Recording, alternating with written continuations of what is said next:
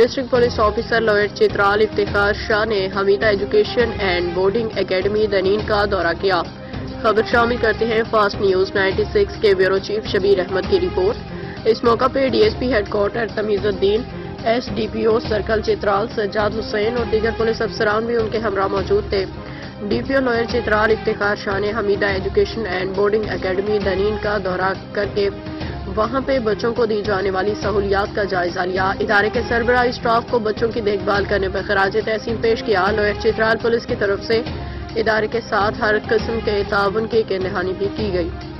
D P او lower Chitral نے academy کے بچوں کے ساتھ وقت گزارا، بچوں کے سر پہ دستے شفقت رکھا اور ساتھ گل مل گئے، انہیں اپنائیت کا احساس دلایا۔ ڈی پی او لوئر چترال بچوں سے کہا کہ وہ دل لگا کے پڑھائی کرے اور ایک کامیاب انسان بن کے اپنے ملک و قوم کی خدمت کرے۔